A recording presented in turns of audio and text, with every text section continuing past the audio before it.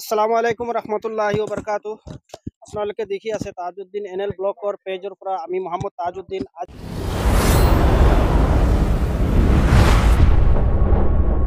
আজি আমি উপস্থিত হৈছো অক্টোবস্তি হালকা মছজিদত। তো আজি যোৱা 13 তাৰিখৰ পৰা আমাৰ নাগালেণ্ড ৰাজ্যিক ইমাম প্ৰশিক্ষণ হৈ আছে। তো আপোনালোকে দেখিব পাৰিব ভিতৰত আমাৰ গোটেই নাগালেণ্ডৰ যিমান ইমামসকল আছে সকলো আহি ইয়াত উপস্থিত হৈছে। তো আমি এতিয়া সাক্ষাৎকাৰ ল'ম আমাৰ অসমৰ পৰা জনাব আহিছে, আলিম আহিছে তেখেতৰ। আসসালামু আলাইকুম ৰহমতুল্লাহ বৰকাতু। ইয়াতে নাগালেণ্ড ষ্টেট দিনী তালিমী বোৰ্ডৰ আৰু নাগালেণ্ড ষ্টেট জমিয়তৰ সভাপতি হজৰত মৌলানা মাহমুদ আলী সাহাব কাছিমি দামাত বৰকাতুহুম আৰু সাধাৰণ সম্পাদক মৌলানা আবু বকৰ সিদ্দিক সাহাব তথা ষ্টেট জমিয়তৰ বিভিন্ন উপসভাপতি উপদেষ্টা আৰু বিভিন্ন পদৰ পদবী সদস্যসকল সকলোৰে প্ৰচেষ্টাত আৰু বিশেষকৈ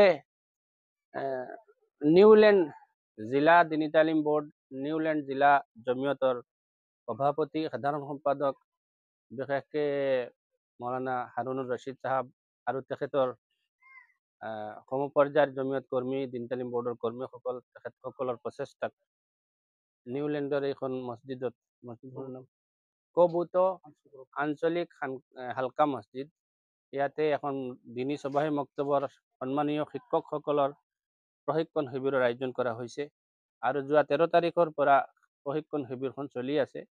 19 তাৰিখলৈকে প্ৰগ্ৰামখন চলি থাকিব। 19 তাৰিখে মুকলি সভা অনুষ্ঠিত হ'ব আৰু সেই মুকলি সভাৰ জৰিয়তে এই প্ৰশিক্ষণ শিবিৰখন অন্ত পৰিব। মই এই স্বাগতে আমাৰ অসম ৰাজ্যিক জমিয়তৰ মাননীয় সভাপতি হজৰত মৌলানা মুস্তাক আনফৰ সাহাব আৰু সাধাৰণ সম্পাদক মৌলানা অসম ৰাজ্যিক দিনী তালিম বোৰ্ডৰ সাধাৰণ সম্পাদক মৌলানা কলিমুদ্দিন সাহাব দ্বয়ৰ শুক্ৰিয়া আদায় কৰিছোঁ।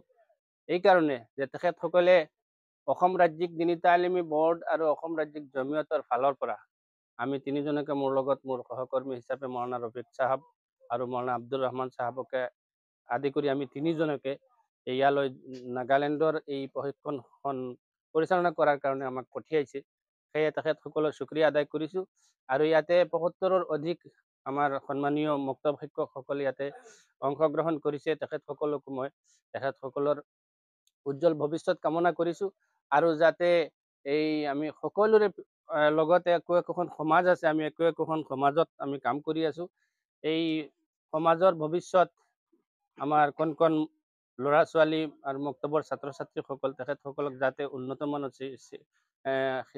শিক্ষা দিব পাৰে, এইটোৱে মই আশা কৰিছোঁ আৰু আশা কৰিছোঁ যাতে আমাৰ কাৰণে আৰু বিশেষকৈ এই অঞ্চলৰ এই মহল্লাৰ এই হালকাৰ যিসকল আমাৰ জিম্মাদাৰসকল আছে তেখেতসকলৰো শুক্ৰিয়া আদায় কৰিছোঁ।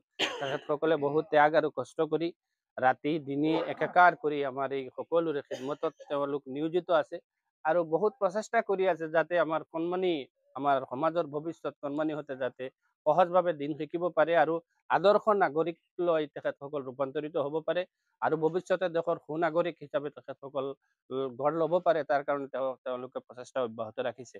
সেয়ে সামগ্ৰিকভাৱে সকলো স্তৰৰ জিম্মাদাৰ মই মুৰব্বী সকলোৰে আমি শুক্ৰিয়া আদায় কৰিছোঁ, ধন্যবাদ জ্ঞাপন কৰিছোঁ। সেইখিনিয়ে।